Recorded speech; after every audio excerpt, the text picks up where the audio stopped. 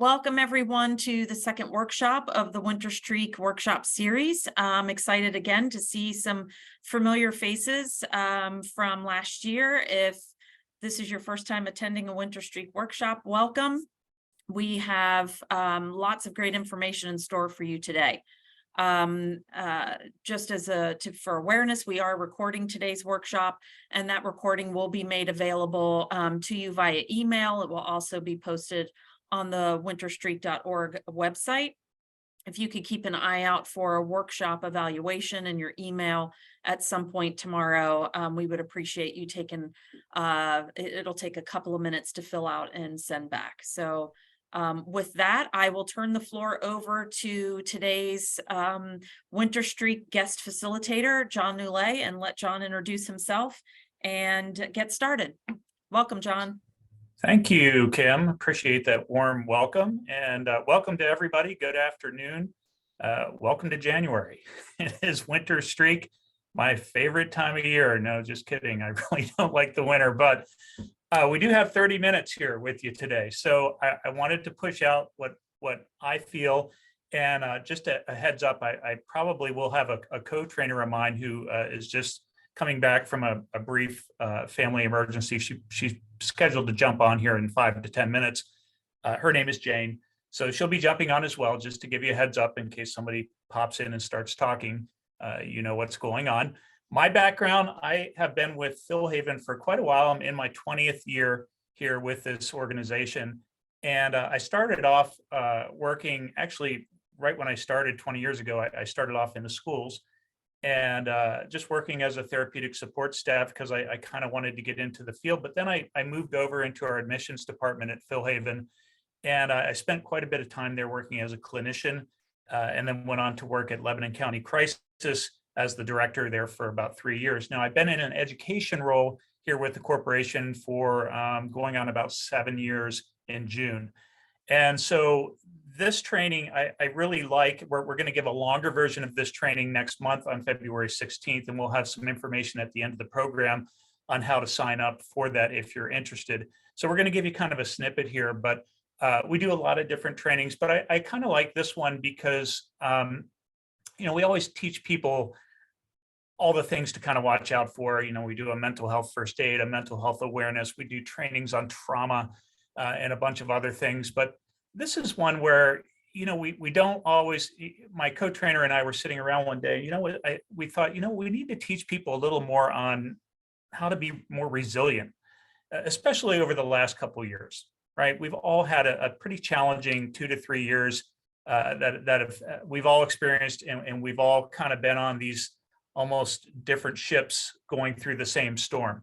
Right? And sometimes some of our boats are a little more secure, and some of ours have sustained a little more damage over the years. So this training, I like it because it just sort of introduces people to the concept that, hey, there are some things that we can be doing to help make our ship a little more secure, so to speak.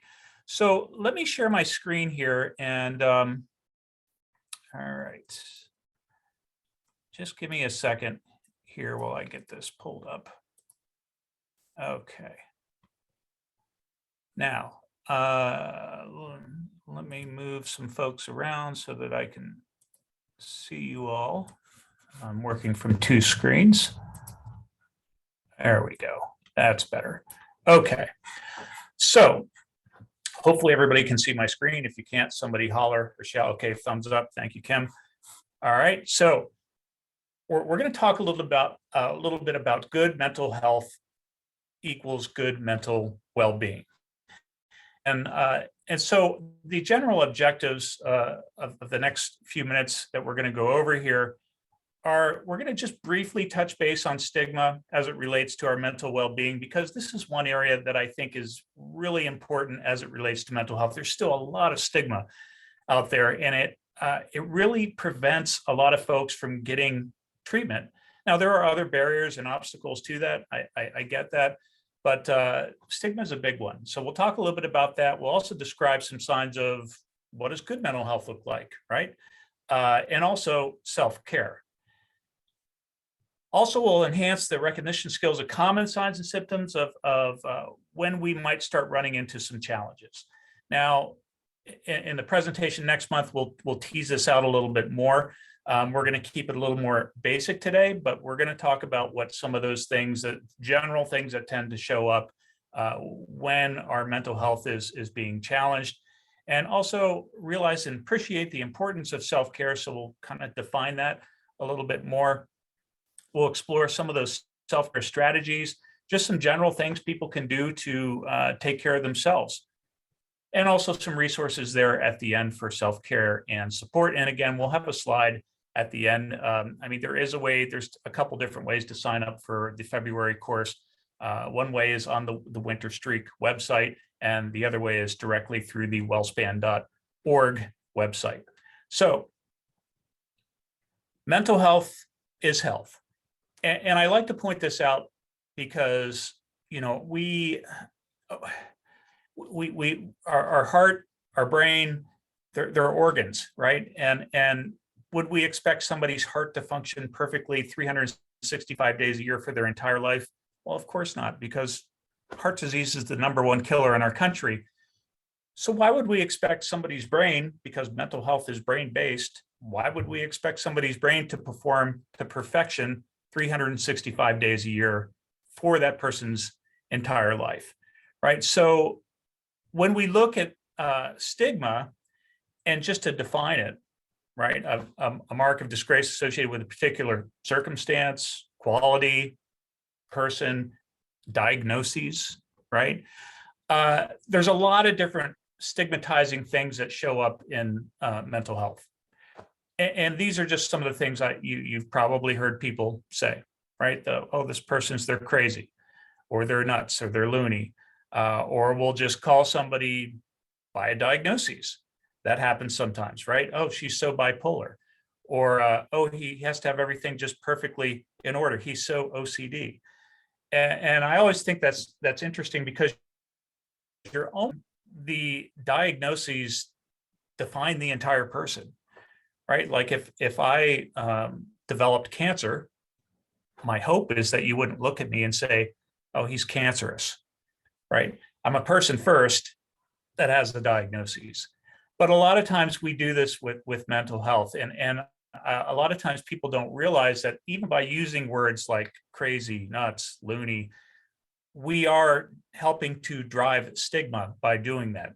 Because think about it, if I'm using those words in my everyday language, right, crazy, nuts, loony, and then I have a very good friend or family member that maybe is starting to struggle with something, are they going to be comfortable talking to me? Probably not if I'm using those words, right? That's almost pushing them away. So, you know, one of the things that we can do to help reduce stigma is to recognize that we are all susceptible to developing a mental health challenge. This is not some unusual thing that only happens to a small percentage of the population. As a matter of fact, if you look in the United States, the percentage of people that will develop a mental health diagnosis over the course of their entire lives is almost 50%. So think about that, right? We have roughly 330 million people living in the United States, and about 165 million of those people will be diagnosed with a mental health diagnosis. So what that tells us is that this is really common, yet we are so afraid to talk about it, right? So we're you know, unless you're in the field, where I'm pretty comfortable talking about it because this is what I do every day. But we need to get people more comfortable with this because it is happening. And so some of the things that we can do is that recognition that, hey, we're all susceptible, try to reduce some of those stigmatizing words like crazy, nuts, loony, those types of words, and also try to gain some knowledge. And again, we do push out a lot of free trainings at WellSpan Philhaven. And this was something that was started back in 2014 by our then CEO, Phil Hess, who felt very strongly that, we need to educate the community here. There's value in giving people some education as to what to look for. Because if you think about it, when I grew up, I didn't have any education on mental health. I didn't know what to look for. And you know, the other thing about some of the stats, half of all mental health diagnoses show up before the age of 14 or by the age of 14. 75% of all mental health diagnoses will show up by the age of 24. So if you think about that slide I had with the heart and the brain, that's what's still developing. Our brain doesn't finish developing until our mid-20s. And so go figure, that's when 3/4 of all mental health shows up. Yet I don't often see it being taught in schools, or if it is being taught, it's just like a single health class or something very small. So acquire more knowledge about this and also be an advocate for change. And if you think about, you know, so often that whole question, silence, or walk on, you know, when we encounter somebody and, you know, how often do we really just stop, take a second, make eye contact hey, how are you doing today? Right? Because how often do we ask somebody that question? How are you doing today? And then not wait for the answer. Or they ask it to us, how are you doing today? Oh, I'm fine. Right? But do they really want to know how we're doing? Or what if I tell them I'm not okay? Because let's be real here. You know, there are days that I think we all struggle, or we have things going on in our life that are difficult. So it's not uncommon to have things happen, or just to not be okay, or think, hey, am I okay? Maybe I'm not okay, or what do I need to even look for if I'm not doing well? So you know, how often does somebody ask us that question and not wait for the answer? So we might ponder, do they really want to know? What if I tell them I'm not okay, or am I okay? Maybe not. So I look at it this way. You know, life is like driving on a windy road. You're going to have some curves, some hills. Sometimes we're driving on a road that's not very comfortable. It's bumpy. It's got a lot of potholes. Or maybe we're driving in a vehicle that is starting to break down. It needs new tires. It needs an oil change. You know, the timing belt's starting to go. Or there's some other major transmission problems that are happening with the vehicle. So, you know, what does okay look like? It's not the same for everybody. Our roads are very different, but we still might be okay, right? So when we look at good mental health versus maybe a mental health challenge, a mental health challenge can really impact the way somebody thinks, how they feel, maybe even how they behave around others, or how they interact with others. So folks can experience different symptoms that can impact their lives in different ways. Sometimes the impact is mild. Sometimes it's more moderate. And then sometimes it can be pretty severe, right? Depending on what's happening. And an easy way that you know, we use to kind of remember this is, listen, we all have a bad day. We all have bad days. Sometimes we all have bad weeks. But if something's been happening now and it's been going on for several weeks, a month, 2 months, and it's starting to impact other areas of my life, right? My ability to live, my ability to laugh, my ability to love, like my relationships, my ability to learn, or even work or labor, right? So if those areas are being impacted to a certain degree, maybe it's mild, maybe it's moderate, maybe it's severe, okay, that's okay, right? We're human. We all have a brain, and sometimes our brains don't always function perfectly 365 days a year. The one thing to remember is all mental health is treatable. It's all treatable, all of it. Sometimes it takes getting the right combination and people get frustrated, or sometimes people, I think, are afraid of because of stigma or being labeled, or they don't want to label. But all of this is very treatable, and the outcomes are generally very good for folks that get into treatment. So the onset of a possible mental health challenge. So how will I know if I'm just having a bad week, or this is something more that's happening here? And I think Jane, did you jump in here? I see you have a I'm here. Okay. I mentioned that you would be joining us, so Thank you. Thank they're you. Hello, expecting. everyone. Oh, sorry. so so we're talking kind of about, hey, what do I need to look for here? You know, what are some of those challenges in the road that might cause us difficulty navigating, right? So like an unpaved road, something that's not chartered, a giant pothole that you hit. You know, even though we don't live in Pittsburgh, we do still see potholes here. Being from Western PA, you have potholes here, but they are nothing like real potholes that we see in Pittsburgh. So just kidding. But these are some of the more common challenges that we would expect to see. And a lot of times what some of the things that really show up first are our sleep starts to become impacted, right? So that could be if you're used to getting 7 or 8 hours a night, suddenly I'm having trouble falling asleep, or I'm consistently waking up in the middle of the night and then my brain starts going and my mind starts racing and I can't get back to sleep. So instead of 7, 8 hours a night, maybe it goes down to, 5 or 6 hours a night. And then maybe this continues and, goes down to 3 or 4 hours a night. Well, I mean, I don't know about you, but if I get 3 or 4 hours of sleep over several days, I'm not a happy person to be around, right? You're not going to want to be around me. So sleep concerns, and then sometimes it's the opposite. Sometimes the person's in bed all the time, right? Appetite can be the same way.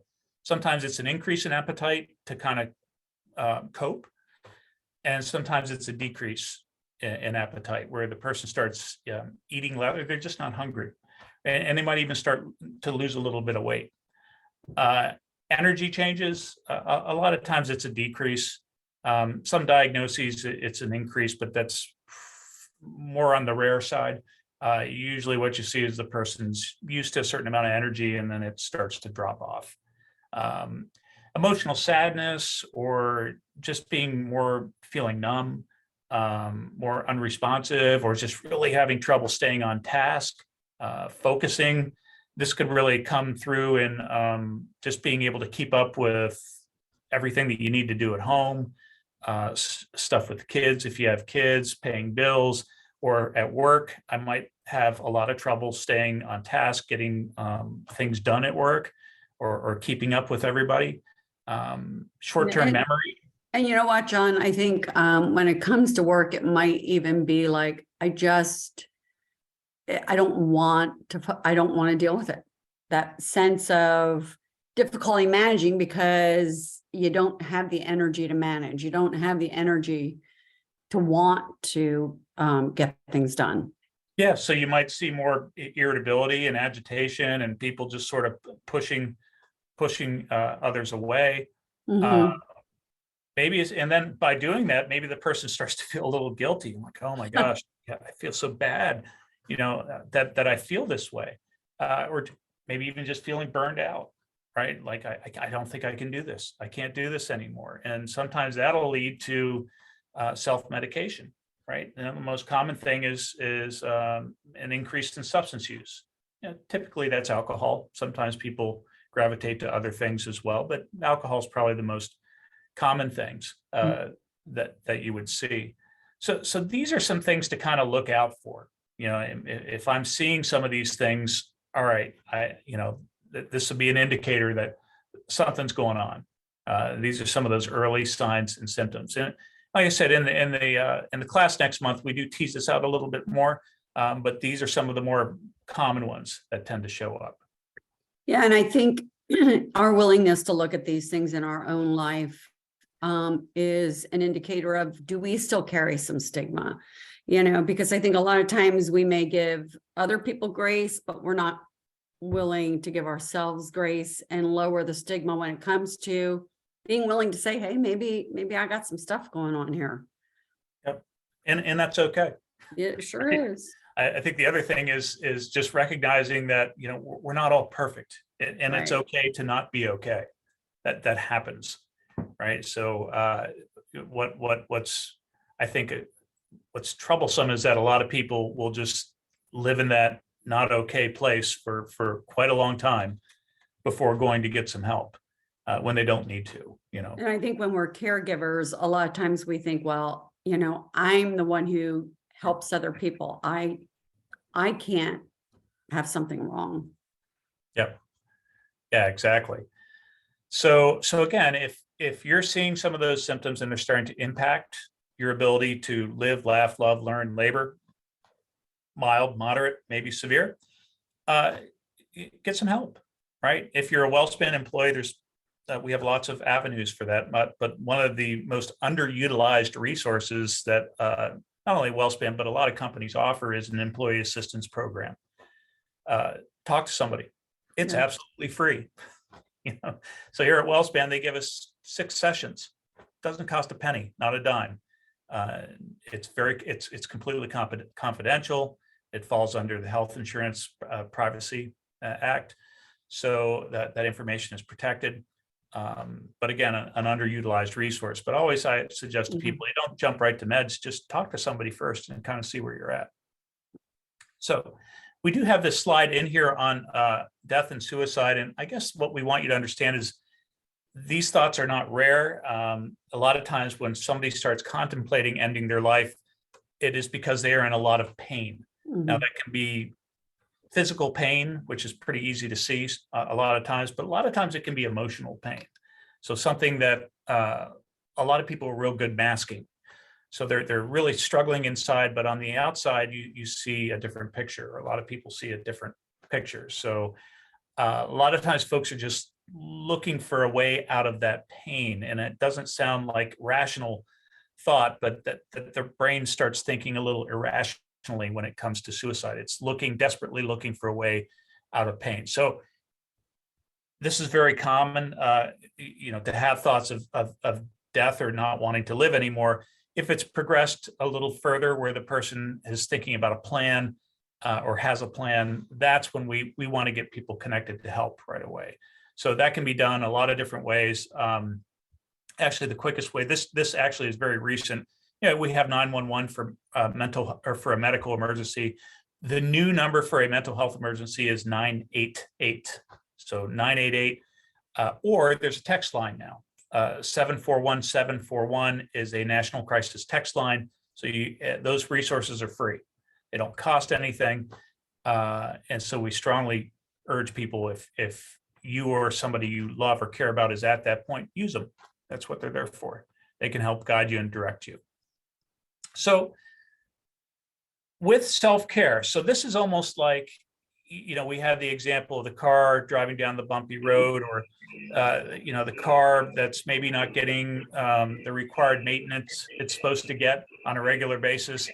Self-care is almost like giving yourself the maintenance that you need, that your body needs.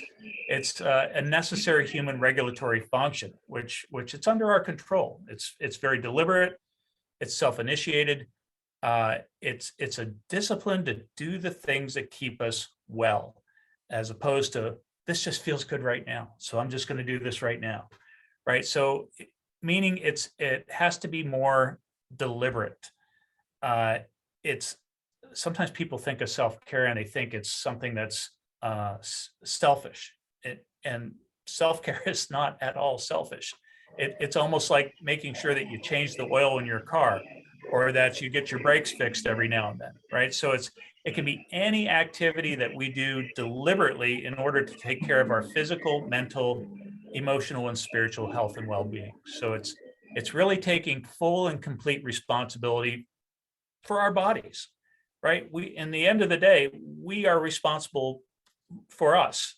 And so it again means being very purposeful, intentional, and planning and executing means to wellness. So we'll look at what some examples of self-care can be here in a second. But a lot of times this is better if it's done more as kind of a routine. Just like, you got to get your oil changed every so many miles. This is sort of getting into a routine. And it doesn't have to be something that's difficult or that's horribly, it can be things that you enjoy doing, but it's planning and being purposeful about planning those things into your schedule. Yeah. And John, I can't help but think about that one. Do you remember that one big burly guy who said, he uses his EAP at least once a year for that checkup. Just like Whether he we wants would it or go and not. take our car for a checkup once a year. He Yep. does it. Yep, absolutely. Yeah, he'd go whether he wanted to, or he just would stop in. He said, it's a benefit. I'm going to use the benefit. Yeah. Even if it was one visit, he would still Mhm. stop in. So again, the importance of self-care. This self-care creates a foundation for sustaining overall wellness. If we are in helping professions, right? Like we have a fair amount of WellSpan folks on here. One of the things that really can weigh on somebody in a helping profession is something that we used to call compassion fatigue, but now they call it vicarious trauma. And basically it's for folks that are helping others on an everyday basis. Sometimes you're seeing folks in very difficult situations, or to use my example, when I would work crisis, I would see people pretty much at the worst day of their life every day I went to work. And when you do that day after day, month after month, year after year, it can sometimes wear on you. So we have to be, again, this is one of the reasons that self-care is so important, because it helps prevent getting burned out or developing some of that vicarious trauma. So that depletion, whether physically, mentally, emotionally, or spiritually, can lead to reactivity. And we can experience challenges to our perceptions, our judgments. That lack of self-care, combined with all the stress that we have at work and all the other stuff that happens in our life, right, can put our personal wellness at risk, as well as it can make it more difficult for us to do our jobs, right? And it can start affecting our relationships, both at work, with our coworkers, our friends, our family, our spouses, our partners. Those things can become impacted because And of our Yeah. physical well-being. Yep. So this isn't an all-inclusive list, but let's just take a look here at some basic things that we can do for self-care, right? So nutrition.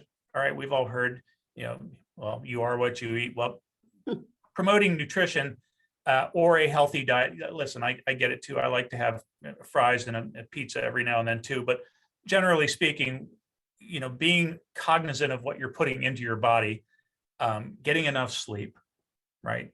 Usually that's 7 to 8 hours a night.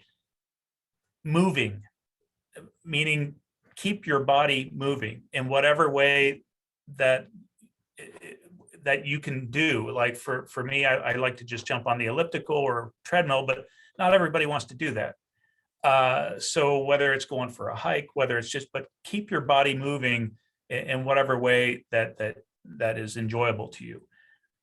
Keeping on top of our medical care, relaxation exercises, or even, a lot of people discount meditation, but there is a lot of value in studies and research done that shows that meditation really does help, especially with anxiety. That's something that we have seen a whole lot of here in the last 3 years, especially with our youth. We've seen a very sharp increase in anxiety. Spending time with those that you care about, and even just trying to schedule one relaxing thing each day, whatever that is. Examples: taking a walk, spending time unwinding, or just doing, for me, I love to do the Wordle. I'm a Wordle person. For those of you that don't, I love doing it. I look forward to doing it every day. I didn't do so well today, by the way, but doing one little That's thing. why you didn't send it to me. No, exactly. Practicing gratitude, right? Focus on those things that you're thankful for and what you've contributed to the day. Looking for opportunities to laugh. Can't stress this enough, where you've heard laughter is the best medicine. Laughter really is very helpful. And I like these last two also, creating a no list and a yes list.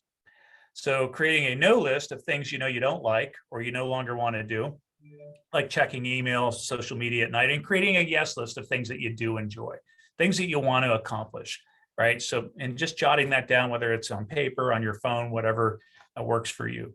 Engage in an attitude of gratitude. So you can remember that self-care takes practice. It has to be purposeful. So we wanted to give you some resources here. I know we are right at 12:30. to sign up for our February 16th class, Mental Wellbeing and Self-Care, you can do that through the Winter Streak website, and you can see that at the top. You can also access that through the wellspan.org site under attend a class or event, and clicking register under that February 16th class. So, and I had mentioned this earlier, we also offer classes on mental health awareness, suicide prevention, mental health first aid, trauma. All that can be found under the wellspan.org website under attend a class or event. You can actually narrow that down to on the left, a drop-down menu that says behavioral health. That'll help funnel things down to most of the stuff that we train. So that's our resources here at the end. And I know we are butting right up on time, Kim. So I know you might have had a few words you wanted to say here at the end, but I wanted to thank everybody for letting us into your computer screens for a brief period of time. And we hope to see you at our February class. Thank you, John and Jane. I appreciate this. Somebody myself who struggled with anxiety and depression, I appreciate this, and I use meditation quite a bit to manage those things. And I'll include as much of this as I can in an email that goes out to all the participants tomorrow. And again, be on the lookout for the workshop evaluation and the link to the recording. And certainly next workshop is February 1st. And that will be a cooking demo. So thank you all for attending. Again, Jane, John, thank you so much. I appreciate it. And hopefully I'll see some of you back at 5:30. Please send the information along to anyone who you think might benefit. Thank Thank you. you, Kim. Thank you, Kim. Good to see you. Good to see you too. Take care, you guys. Thank you. Thank you, everyone. Thanks,